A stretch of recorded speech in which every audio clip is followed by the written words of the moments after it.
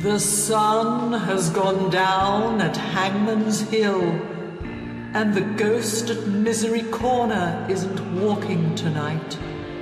So, welcome to the Weird Tales radio show, your fortnightly fix of ghost stories, urban myths, magic, and folklore. And now, here's your host, writer, award-winning journalist, best-selling author, and sometime werewolf hunter, Charles Christian.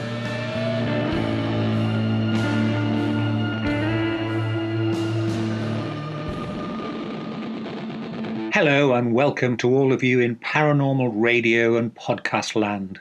This is our 12th show, our grey lady, brown monk haunting, skipping and pancake bell ringing, 7 things you didn't know about St. Valentine's Day, Arthur C. Clarke remembering, an Ancient Origins new editor interviewing episode. Now, here's Janie. Hello everyone, and it goes without saying that 2 of the hot topics this show are going to be Valentine's Day and Shrove Tuesday.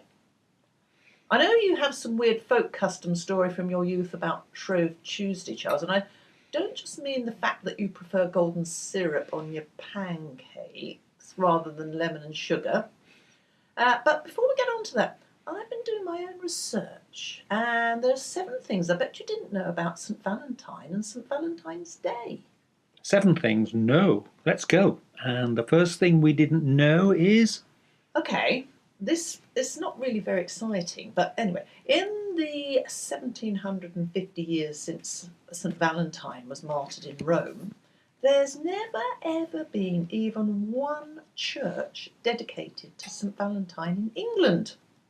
That's amazing. I mean, considering all the money the greetings card industry makes out of him, you'd have thought they'd have sponsored one. On to the second thing. Well, there's a suggestion that the early Christian church in Rome was keen to venerate St. Valentine on the 14th of February, as that coincided with the old pagan festival of Lupercalia.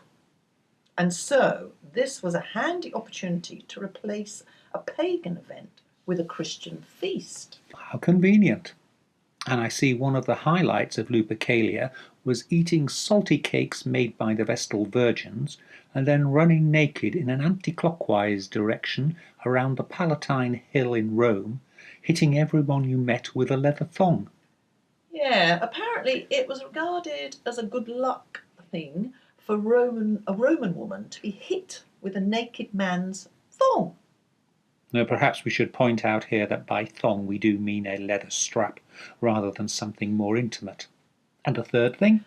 Well, I don't think that actually makes it any better, really. Anyway, so it appears the whole modern concept of Valentine's Day being associated with romance has nothing to do with the saint and was actually invented by the English poet Geoffrey Chaucer and some of his mates in the later 14th century.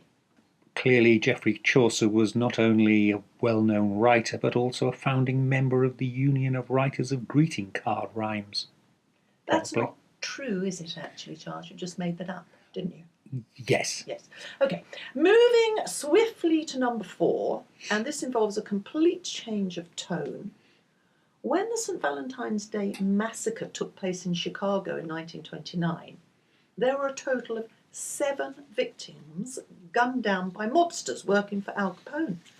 But what a lot of people don't know is that one of the victims, Frank Gusenberg, he was still alive when the police found him.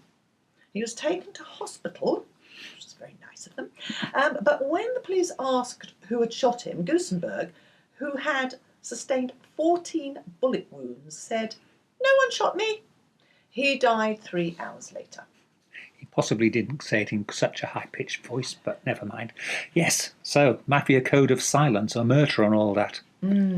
OK, number 5. Right, well, our 5th factoid, we go over to the man himself, St. Valentine. Although this really is a case of, will the real St. Valentine please stand up? As it transpires, there's a considerable amount of uncertainty as to who St. Valentine was, or if he really existed at all. Mm-hmm. So it turns out there are at least 11 saints called Valentine who are venerated by the Roman Catholic Church, including the two most likely candidates, a Roman priest and a bishop from Umbria in central Italy, who had the misfortune to be arrested and martyred while on a trip to Rome during the reign of the Emperor Claudius Gothicus in AD 279. And the only other thing we know about these two is one apparently liked pickles and the other had a dog. Pickles. Yeah. Anyway, the legend goes on to say St. Valentine was arrested for marrying Christian couples. He restored the eyesight of his jailer's blind daughter. And then he was beheaded. Having your head cut off does tend to go with the territory with being martyred. Okay, and for number 6, we have the fact he must have been a very big man. Yes, a very, very big man indeed. And you can see or find his remains in a church in Rome, a church in Madrid, Okay. at a church in Dublin, Okay. a church in Prague. Haha. You're going to not have to say that after I've said everything, because I'm going to be going on for quite a long time. Okay. At a church in Poland, at a church in the Greek Isle of Lesbos, at a church in France, at a church in Malta, in a cathedral in Vienna, in a church in the Gorbals area of Glasgow, and in a church in Birmingham, that's in England.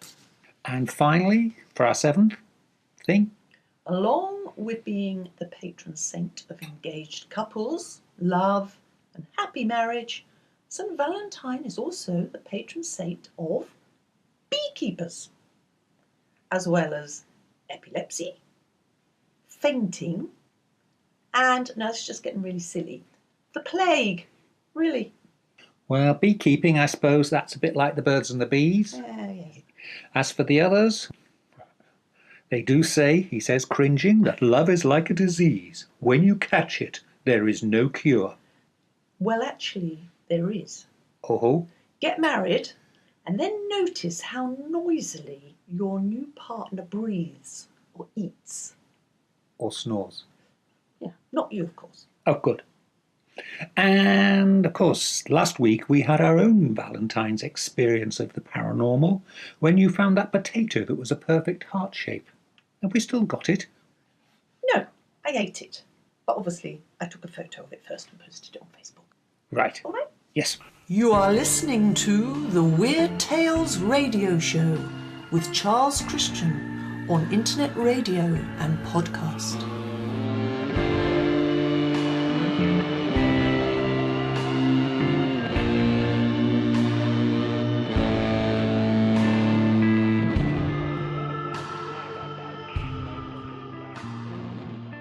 I'm one of the resident experts for the Ancient Origins online community and website, and I recently had the opportunity to interview South Africa-based journalist, psychologist and archaeology enthusiast Dr. Mickey Pistorius, who has just been appointed the new editor for the Ancient Origins premium site. I'm talking to Dr. Mickey Pistorius, who has recently become the new editor of the Ancient Origins website. Hello, Mickey. Hello, Charles. For the benefit of our listeners who aren't familiar with Ancient Origins, can you just give a quick name check on what it is and who they are? AncientOrigins.net is a website, a very popular website regarding archaeology, myths, legends, history, etc. We have about 4 million visitors to our site.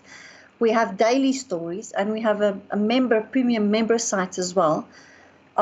We offer different out-of-the-box views as well as academic archaeological articles. Yeah. And we have a lot of fun. A lot. Given your background, how did you come to be interested in the Ancient Origins site? Well, I think psychology and journalism, I write about people, and I've always been interested in people or in the human species and what they do and what motivates them, etc. And in history, where do they come from? We ask questions, we look at the sky and we wonder, and we just believe everything that we read, and we do research. And I've been a psychologist for first a journalist, and then after that a psychologist for many, many years. And I told myself one day when I retire, I will write about archaeology. I have an honors degree in archaeology. That's my secret passion. Yeah. And then recently, last year, I just decided, well, why wait till I retire? It's not that far, but why wait? So I approached Ancient Origins and asked them if they could write, and they said yes. And here I am, fulfilling my dream, writing about archaeology. I still have a small little tiny psychology practice. I've written many books on psychology as well. But finally, I am where I want to be. Mm-hmm. And I've also read one of your other books, The Hero Warriors. Now that's interesting, and it's a perspective on human male to women relationships, but you're drawing sort of classical illusions, aren't you, on it? Can we call men human? I think they are a different species. Yes. What happened in that book is in my practice, I do a lot of relationships and marriage counseling, etc. And I actually really started listening to men and what they say. And I realized that women don't hear this. We don't. And we hear what they say, what we think it just can't be so, and then we ignore it, we don't believe it, and we carry on to think men think the way we think they think, but they don't. So I was inspired to write the book, and the men were very excited and said, please write it, that the women can see what we are all about. So the basic principle of the book is that men are heroes. They are born to provide and to protect. And this is innately what makes him a man. And then because I love archaeology and history, I drew some comparisons to the Trojan War. Just to explain, using Greek mythology to explain what I mean. For an example, every man has a quest in his life, something that is really important to him. It could either be his job, or it could be a hobby or an interest, or etc.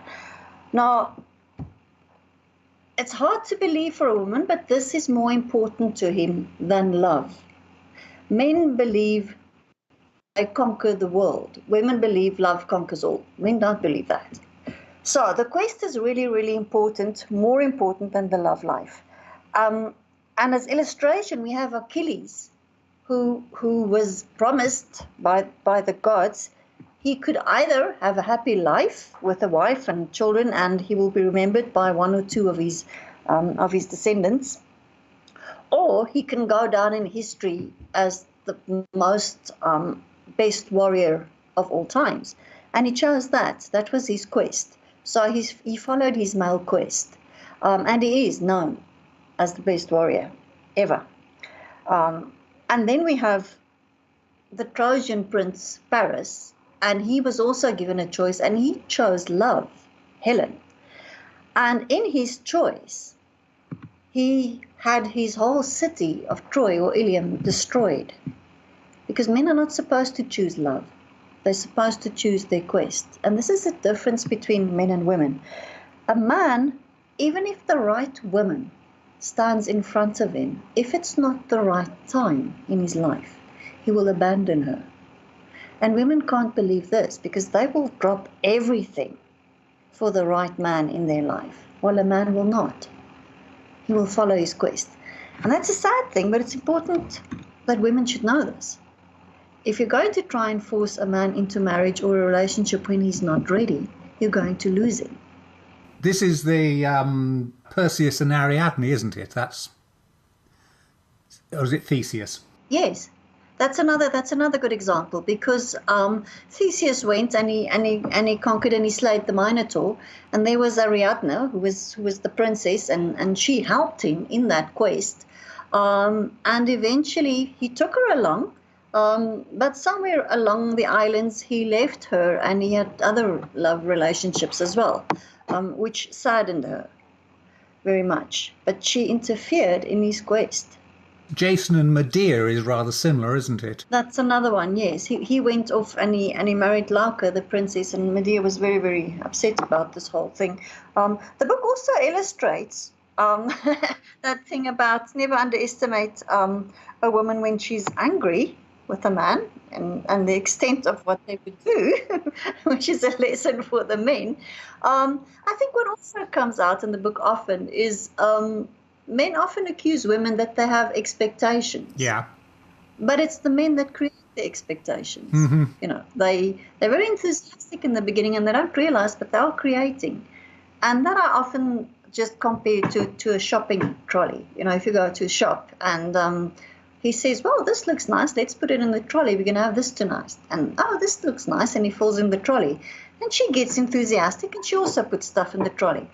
And eventually when they get to the till, he leaves her with a trolley full of empty promises and he's shopping off with somebody else. And she thinks, but what about this? And what about that? That's sort of making empty promises. And I ask the men, why do they do it? And they say, well, at the moment when they're making the promise, they believe it. Seemed like a good idea at the time, yes. Yeah, it does. It does. But then don't be angry with her for having expectations if you create them. Are you guilty, George? Moving swiftly on. With your new Ancient Origins hat on, are you planning any changes in their coverage or the emphasis of it? I mean, at the moment, it's a very good mixture of, if you like, serious archaeology and pop history stroke heading in slightly conspiracy theories. You know, these are the ancient people society don't want us to know about, and things, you know, missing races of giants and things of that nature.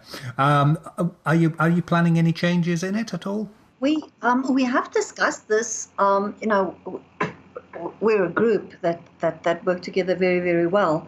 And yes, we are envisaging something that's really important to us is the conservation and preservation of archaeological sites, especially what's happening at the moment. So what we'd like to see is Ancient Origins becoming a platform for archaeologists to showcase their work, you know, what they're busy with, more to the lay population out there, but also to use the site to create an awareness to conserve and preserve these sites. And in that sense, we want to work with governments and sort of you know, give a country a month or something. We're not sure yet. We're working on that, where we will showcase their country and promote tourism to their sites and tell the history and the stories. You know, by interviewing and visiting these sites, just to introduce them to people with an interest, so that we can, in a sense, conserve them. That's really important to us. So in that sense, yes, conservation is really important to us, and also really getting the archaeologists. We want to visit their digs, their excavations, right, and interview right there where they're working. You know, and tell people the interesting work that they're doing, because most of their work is actually only discussed in very academic journals, yes, which lay people don't really read. You know? So if we can make it visual and change it into stories and show them photographs and videos and everything on our site, and that's worldwide. Yeah, we would like to do that. So we've got big plans that we're looking at to bring in as well. In terms of historic sites, what are your favourites, or the ones you've seen? What stand out for you? Oh, there are plenty. It started off in Paris. There was a love affair with Paris, and then it went over to the Trojan War, and then I fell in love with Odysseus. I met him at the site of Troy. He's just sort of sitting there, this very lonely character, and I walked up to him and started talking to him and realized it was actually Odysseus sitting there, and he gave me lots of information about men because he's been around for a while, you know. So he's a personal favorite friend of mine. I love Troy. Also in Turkey, there's really beautiful places that I have seen, Ephesus, etc., but still some more places that I do want to go. And then also I have a yearning or a calling, to visit Iran and Iraq and eventually Syria if we can get into it. Yes. Especially, with a mind of conserving those sites and making people aware of them. Yes. So those are still places that I'd love to visit is Lebanon and Jordan and Iran and Iraq and Syria, more the Levant. Yeah. But unusual places that I've been to Pakistan, and there by I'm very grateful to their government, and there is a site, they say, where this is actually the site where Alexander the Great experienced the mutiny, had to turn around. So my guide and I went looking for that site, and we just came to an open piece of felt or ground, wherever, and there was nothing. And we kept on looking, and suddenly I realized, but this is it. It just hasn't been excavated yet, Yeah. open piece of land. And that was quite a revelation, knowing that you are actually standing here where this happened, but there's nothing there yet. It needs to be excavated. But that was a wonderful experience as well, just knowing where you are. Yeah. You mentioned the Temple of Poseidon at Sunion. Yes. That's one I'm not familiar with. It's a peninsula below Athens. So if you travel along the coast road, which is a beautiful road, to the peninsula, right at the end there is the Temple of Sunion, which is the Temple of Poseidon. Now, this is as well the site, long before that, where Aegeus, who was the grandfather of Theseus, right, and Aegeus was the ruler of Athens, and he sent Theseus to Crete or Knossos or to the Minoans to go and slay the Minotaur. And he had an agreement with Theseus that if Theseus returns and he's alive, he should have a white sail. But if there's a black sail on the ship, then Aegeus would know that his grandson is dead. So when Theseus returned, of course, he was alive, and by then he'd gotten rid of Ariadne, which might become very needy, I don't know. But he returned, but he forgot to change sails. So he had a black sail on his ship. And that's where Aegeus saw the black ship approaching, and he was heartbroken, and he committed suicide. He jumped from the cliff there into the sea, and that's why it's called the Aegean Sea. So it's a very mystical place, and Athenians often go there on a full moon. It's very beautiful. I've been there once. Very mystical, very beautiful place. This Temple of Poseidon, right there on the peninsula, and the view is wonderful. Really, really beautiful place. That's wonderful. No, I've never heard of that. I've heard of the black sail myth. I mean, that's a typical man thing. Yes, it is. I also wonder. I wonder if not deliberately he didn't change sails, because of course the moment the King Aegeus was dead, he was king. That's true. I think it's more like men just not changing their socks regularly. The sails are all right. Right. Well, it's been lovely talking to you, Mickey. And just for the benefit of our listeners, I'm also a contributor to Ancient Origins, which is how we made contact. And I'm looking forward to working with you in the months and years to come. So, Mickey, once again, many, many thanks. Thanks, Charles. You're listening to the Weird Tales radio show with Charles Christian, part of the Paranormal UK radio network. Do we have any ghostly hauntings for this show, Charles? Well, wouldn't be a Weird Tales radio show without one.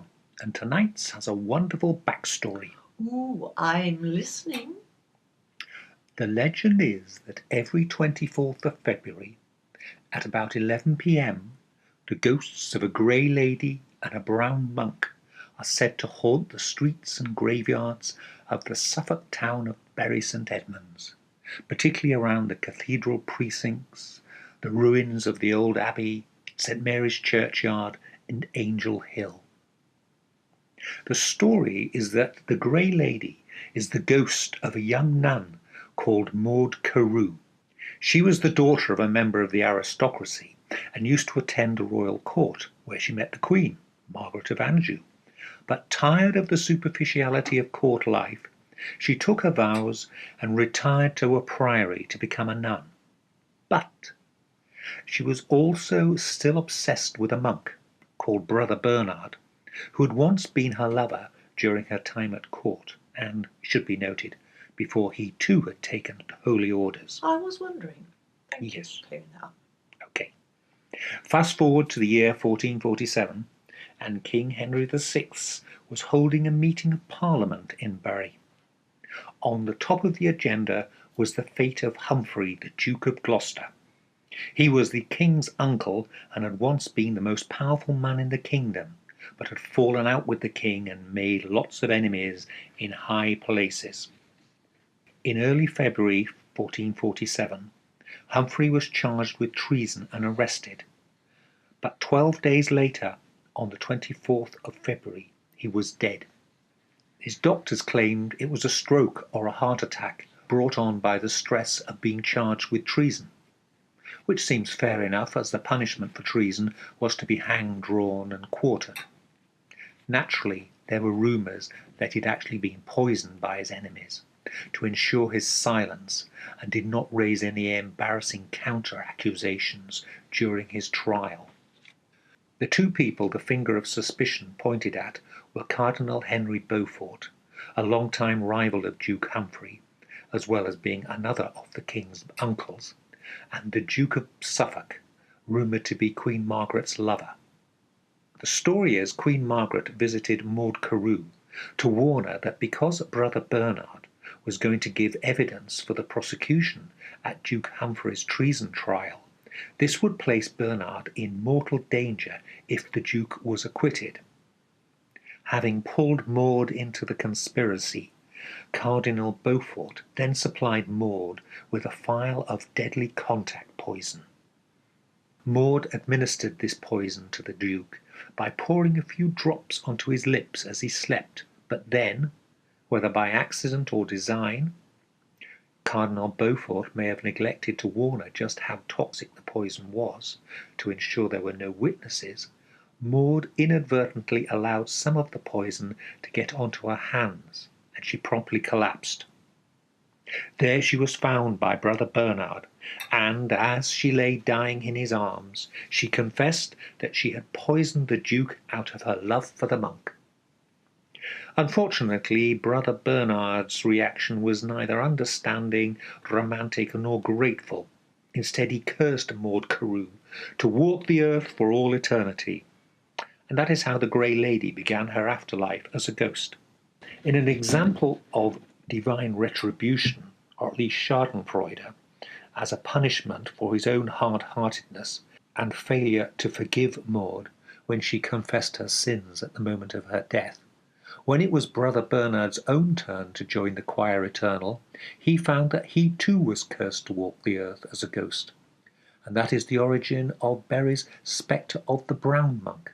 Well, what I'd like to know is, what is the downside of walking the earth for all eternity? I mean, it's tiring, yes, but if you enjoy travel, meeting people, street food, it'd be quite a good thing, wouldn't it? You might have a problem with the street food. Oh, not if you're a ghost. And you're invisible, so you can sort of walk round people and, I don't know, poke them, scare them, that sort of thing. I meant poke them with your finger. I know, as opposed to send them a message on Facebook. Yes, exactly. Yes, Thank you. exactly. Just as any... Thank you for saving me there. Yes. There's also an odd footnote to this story, as less than 2 months after Duke Humphrey's death, Cardinal Beaufort became fatally ill and, according to the legend, while on his deathbed, offered the devil all his fortune if he be allowed to live. As for the Duke of Suffolk, the Queen's lover, in 1450 he was banished for his role in the war against France, which England was losing badly. And, as he was on board a ship crossing the English Channel on his way to exile in France for 5 years, he suddenly remembered a witch's prophecy that he would die by water. This was unfortunate, as shortly afterwards his ship was intercepted by another boat. He was taken prisoner subjected to a mock trial, and then beheaded. Just like that. His body, minus his head, which was sent on to Queen Margaret as a keepsake, later washed up on the beach near Dover. All of which provides us with an excuse to play this track by the late 1960s, early 70s English folk duo Shirley and Dolly Collins. The song Six Dukes is inspired by the murder of the Duke of Suffolk and comes from their 1970 album Love, Death and the Lady on the Harvest label. I thank you.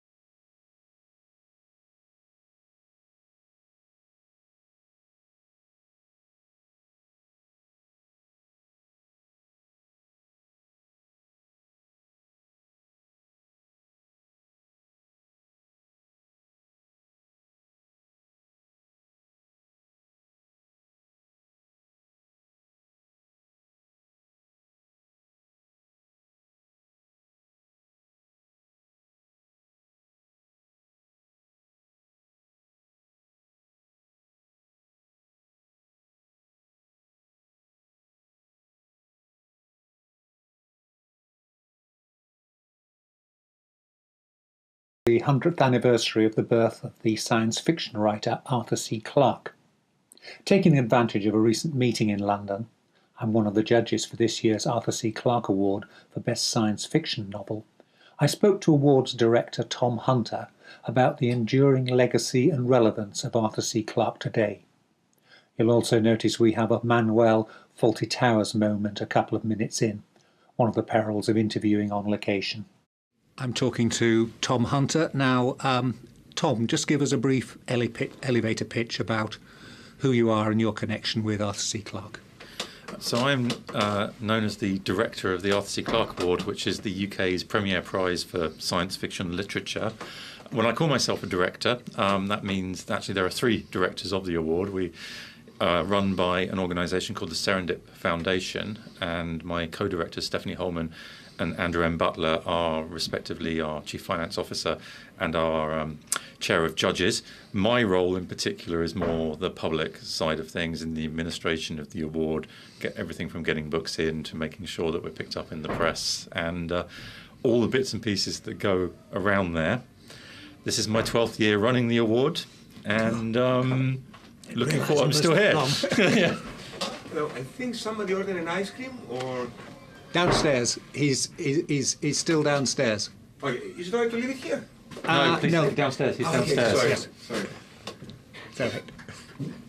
Okay, now, I suppose the obvious question, as Arthur C. Clarke would have been 100 if he'd been still alive in December just gone, is he still relevant today?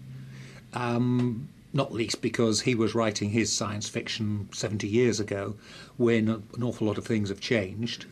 And if he is still relevant, why do you think he's endured? Well, I'm going to say yes, he's still relevant. So let's just get that out of the way and talk about the why. I think, from my personal experience of someone whose job is to go out and actually talk and advocate for science fiction, the name of Arthur C. Clarke, as a person, a champion of science fiction, is even more resonant today than perhaps it was in some senses back when he was active in the 60s and 70s. Of course, he was there promoting himself at the time, and you go back through the history of all the amazing things that he was doing, like being part of the moon landing team, the narrating the moon landing live on American TV and all of those kind of things that we sort of might forget now because, as he actually wished, he's most remembered for his science fiction novels. That was his, one of his sort of last wishes, that of all the things he'd done, that he'd be recognised for that. And of course, he's tied in with some of the most iconic science fiction works, 2001 being the obvious example. It's such a touchstone.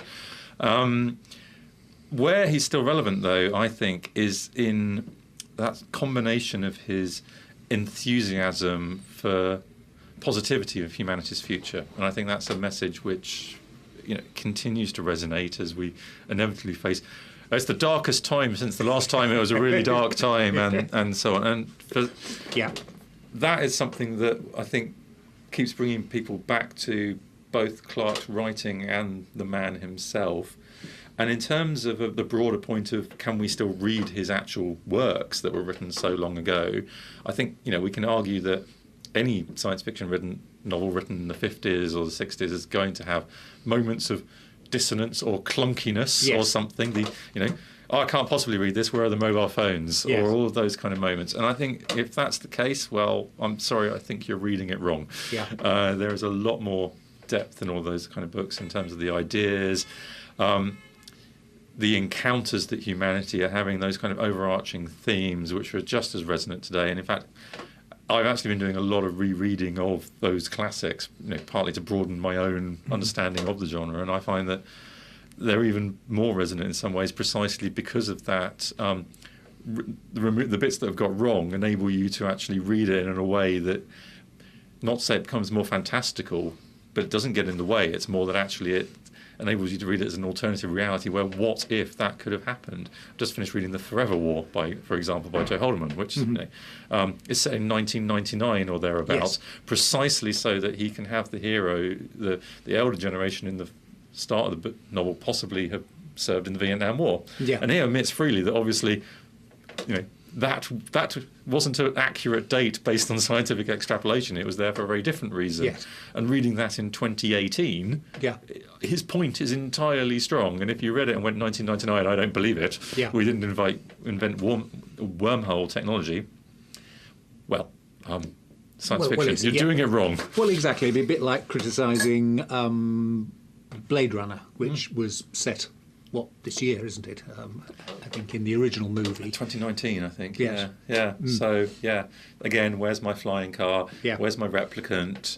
Where's my acid rain? Actually, I won't have that one. We've got that. Do you think part of the attraction of Clarke is the hard science fiction type of it? Because, some of the things he wrote about and almost predicted, space elevators, geostationary satellites, they've now become standard feature. Well, geostationary satellites are a standard feature of life, but space elevators now are a regular feature of science fiction stories. And you don't even bother to introduce them. It's just a concept that, of course, we've got a space elevator. It is fascinating just how far ahead he was in some of those ideas, and actually sort of, taking the extrapolation of cutting edge science and being able to dramatise it in his novels. We've got not only the classic example of AI with Hal, but AI breaking. Whereas you'd expect the first story ought to be like kind of AI, it's amazing, it's this idea we've come up with. But no, he's broken it straight away, so he's already taking it to that next level. But actually, my answer to your question is no. I think the reason why his work resonates is really the sense of humanity within a huge universe of possibility, and it's an element of hope that's there, and the sense of wonder, and a balance of scale, both how insignificant humanity is, but also as a sort of the other side of the coin of that, just how important we are or we could be, and the importance of the species and its continuance, and all of those kind of elements are there through a lot of his novels. I mean, we think about Childhood's End. Obviously, it doesn't go well for humanity. No, but there's hope even in the ending of that story. A bleak hope, but all the more poignant for that. Yeah. Do you think with his fiction he excels more at the full-length novel or the short story? Only for me personally, it's the novels that really work for me now. I mentioned I've been running the award for 12 years, and as part of that, I only had the most brief of kind of contact with Arthur. He was very old by the time I came involved and those kind of things, and I'd read his works as a younger person. I hadn't realised you'd actually met him. I haven't met him. I've only been in contact with him. Right. So part of what I really wanted to do, representing the award and his legacy effectively, is to understand more about the man himself through his work, and honouring his, I'd like to be recognised as a writer. So, I'm going out and I'm reading the back catalogue slowly. And it is the novels, for me, that have the longevity. The short stories are fun, and they really are fun. And, the 9 Billion Names of God is obviously a classic kind of example. But it is, everyone talks about the last line. Yes. And in the novels, 2001, which I've just reread recently, I read it started reading it again on his actual birthday as a sort of happy birthday, Arthur, I'm rereading it. And what really struck me that time was the amount of duration he gives in chapter length, just a simple flyby of a meteorite going past the spaceship. Gets a whole chapter of, we just scanned it, basically, and it's very exciting. And it's the same amount of time in terms of wordage that it takes for Hal to really go nuts. Yes. And he's drawing those bits out, and you might think his plotting and his pacing is all wrong, but actually no, because he's giving value to all of the moments of the Odyssey. We forget that that word is there very evocatively and deliberately, going back to Homer, and he's giving all of those moments of the story equal weight. And that is why, for me, the novels have the depth and the resonance. The short stories, though, are great fun. Yeah. If you were recommending for someone who is new to his writings, his novels, what would you suggest as a sort of essential top 4 or 5? I thought you were going there. The top 4. I mean, I've got to start with 2001. Yeah. And the reason for that is nothing to do with science fiction, but its value as both book and film in terms of cinema. Yes, science fiction literature, but it's an iconic touchstone that really you need to have read it, like you need to have read 1984, and you need to have read, I said, Handmaid's Tale and chuck that in as a first Clark winner, or you should have a passing familiarity with Jane Austen, and it should sit within all of those kind of traditions as much as it does sit on the genre bookshelf in Waterstones. Yes. I mean, just sort of jumping in on that with its resonance. When Elon Musk launched his spaceship with the car. Exactly. One of the headlines I saw was, "My God, it's full of cars." Exactly. Which, if you don't know the reference, you'd think that doesn't make sense. And if you don't know the reference, you should know the reference. This is the point. This is popular culture, and not just popular culture, but high culture actually, in terms of the work. And I think, again, going on about 2001, while I am a huge fan of Arthur's work, there is a lovely interplay between the fact that he and Kubrick were working on those sort of sides of the story independently. It's not a novelisation of the film, it's not an adaptation of the book, and both play so very well off of each other. You should just really go and read that. Then, of course, Childhood's End is going to be another one that I really think everybody who has an interest in science fiction should really spend time getting to know. And again, it's fine if you've not read it, but there is available in the Masterworks series and so on. There's a beautiful edition out from Pan Macmillan, plug, with a lovely kind of non-science fictional cover designed specifically to appeal to the casual browser of bookshelves. I mean, those would be the two that I might point people towards. A lot of people I talked to in the last year around his centenary were telling me, it's Fall of Moon Dust for me, or it's Rama, and all of those. Phantoms of Paradise. It comes up a lot, absolutely. But I think in terms of the sort of the most broad, if you were recommending to someone who was a casual reader of science fiction, 2001 and Child's End would be the two sort of at the end of the bookshelf in hardback edition. Yeah. What's your favourite of them? See, I obviously have just raved about 2001 for ages, but actually, what I've really started enjoying recently is Clarke's non-fiction. Mm-hmm. So there's a book I'm just working my way through at the moment. It's essays and collections. There are several, but Greetings Carbon-Based Bipeds is my particular favourite, to the point where I've actually borrowed the title as the greeting for the Clarke Award newsletter. So every issue it's Greetings Carbon-Based Bipeds. And I had this moment of thinking, is this just really insulting to everyone who's on the newsletter? Will they get it? This is a reference. This is a Clarke joke. Do I care if they don't get it? Yeah. And I'm reading those because what I really want to do is, again, get closer to the man whose name is on the award that I represent. Yeah. And it's a great way of actually understanding his sense of humour, his passion for, again, the future of humanity, his optimism for where we could go and how great we could be. And that really comes across in those essays. And again, you can talk about the technology and did he, will be completely solar powered by 1999 or any of those other predictions. But he has a beautiful essay in there where he predicts the next 100 years, basically, the sort of the future. And there's stuff that he's got completely wrong, where he's sort of jokingly and knowingly sort of saying Prince Harry first royal in space, yes. in 2013 and that kind of thing. Well, you think that could still it might be a few years out.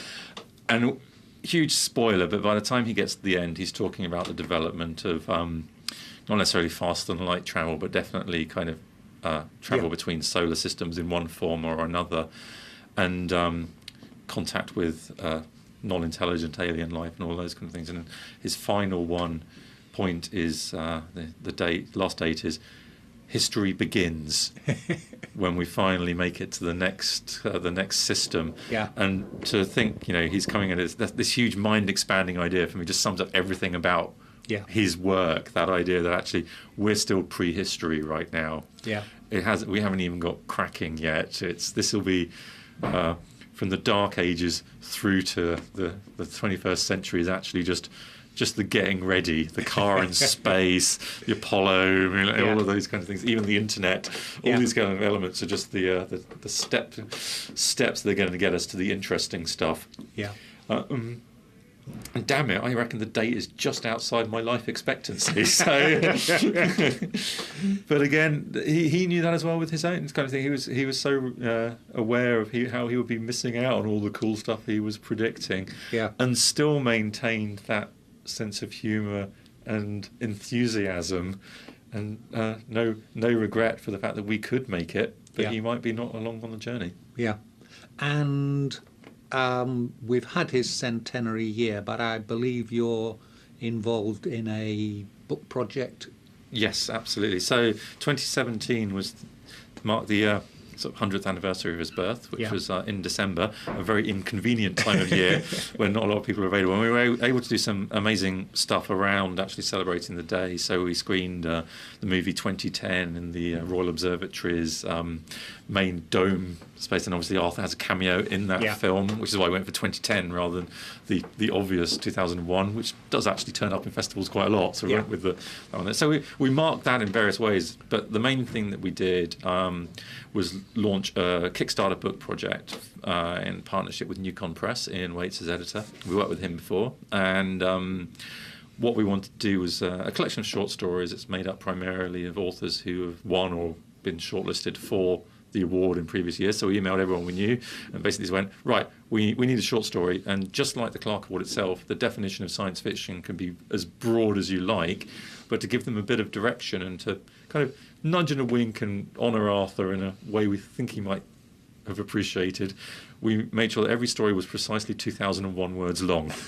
So, which is actually a great way of getting stories out of busy authors in a hurry, because you give them a deadline and a word count, but you can tell them to write anything. And actually, we were getting stories back within the weekend when we first announced it. So that actually launched on his birthday, the Kickstarter, hit its funding target within a week, and then came in at 200% funded in the last couple of weeks.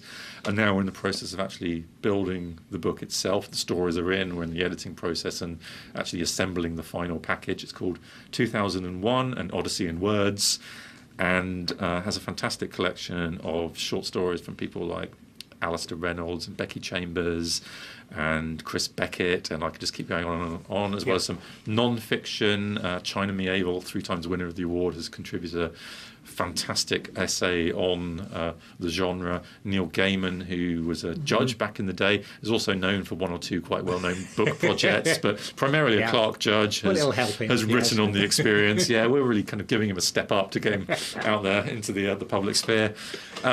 So all of those kind of moments around the award, around Arthur, and also then some fantastic science fiction short stories. That's brilliant. And any ETA on a likely publication date for that? Well, with Kickstarter, we kind of say it's going to come out this time, but you're allowed a little bit of slippage. But actually, we had a lot of it put in place before we went to Kickstarter. We knew we were going to do the book, but we thought it was a great way to actually publicise it, get people on board, do some special editions, as you will, kind of the signed editions, the limited editions, that kind of stuff. So we wanted to do that, but actually we knew we were going to do the book all along. So we're aiming for a release of around July this year, 2018, around and about the time of the announcement of the actual Clark Award winner itself. Brilliant. Tom, pleasure speaking to you. Thank you very much indeed.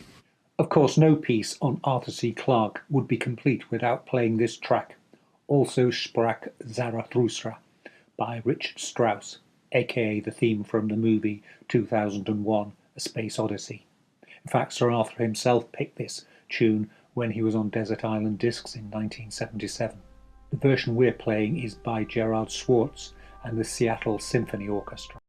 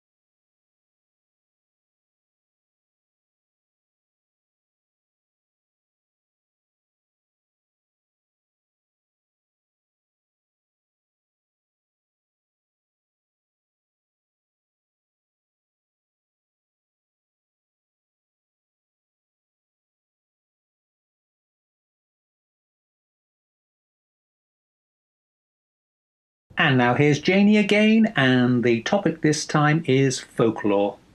Okay, now, Shrove Tuesday or Pancake Day. It's the day before the start of Lent and has been associated for a long time with one last blowout of festivals, entertainments and feasts before people head into the fasting and solemnity of Lent. In fact, in parts of the UK it used to be known as Fat Tuesday. Now, how ironic, because I just read that we in the UK are the most obese Western European country. Oh, I'm so proud. yes, We're first at something. we are indeed. Wonderful. Anyway, in some Roman Catholic countries, this is when they celebrate Mardi Gras. Whereas here in the UK, it is often the association for outdoor sports, such as communal games of football that still take place at Ashbourne, Atherstone and Sedgefield. However, where you came from, Charles, up north in Scarborough, the local indulgence was skipping. Charles, why skipping? Of course, no better way of digesting a belly full of pancakes than a vigorous bout of skipping to fight away that obesity. Anyway, it was always a Tuesday afternoon and inevitably coincided with school half-term, and hundreds, and on a good day thousands of people converge, and still do, on the Foreshore Road in Scarborough. That's the road that runs along the edge of the beach on the town's south bay, and they start skipping. Thanks to the local council building a central reservation down the middle of the road, it does limit the length of the ropes, but back in the day when I was a kid, it would be long rope skipping. Great big long ropes with maybe a dozen people simultaneously skipping on each rope. There'd be skipping ropes, there'd be washing lines, and there'd be great big thick ropes that we'd scrounge from the local fishermen. So when and why did the tradition kick off? Inevitably, there are claims it's some kind of ancient pagan rite, sort of beating the sea to encourage it to provide a healthy harvest, but the origins are a little more mundane.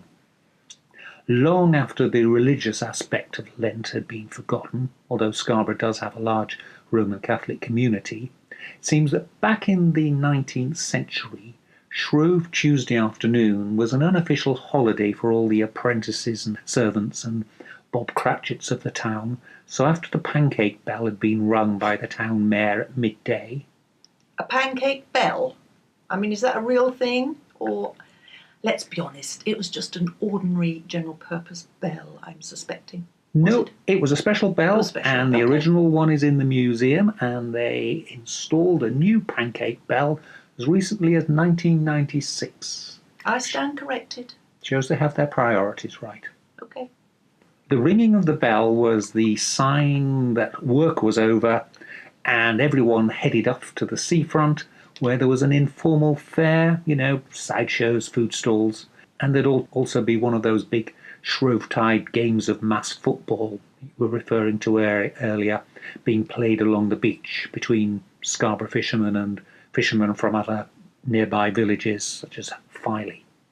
Coinciding with the fact they wouldn't be sailing that day, the local fishermen traditionally spent Shrove Tuesday morning spring cleaning their sail lofts and rope lockers, throwing away ropes that were too short or worn to be used for any more fishing trips, and these would be scrounged by the local kids for use as skipping ropes. Sometime around the end of the 19th century, the ball game, and it should be pointed out these ball games were really semi-riots with maybe 100 people on each side scrambling for the ball, they died out and the skipping element took over.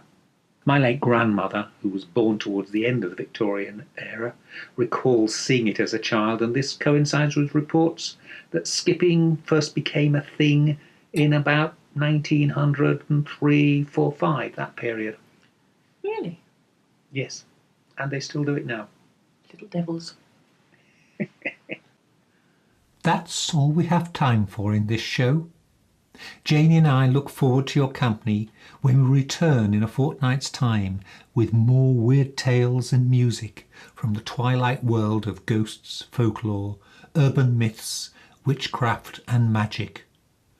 But in the meantime, may your gods and goddesses protect you from ghoulies and ghosties and long-leggedy beasties and things that go bump in the night. Black Shark, the demon dog of East Anglia, is baying at the moon. Which means it's time for us to go. You've been listening to the Weird Tales radio show with Charles Christian, your fortnightly fix of ghost stories, urban myths, magic and folklore. Keep in touch with us online at www.urbanfantasist.com or by email at urbanfantasist@icloud.com and on Twitter at Christian Uncut. Good night. Join us again in 2 weeks' time for another edition of the Weird Tales radio show.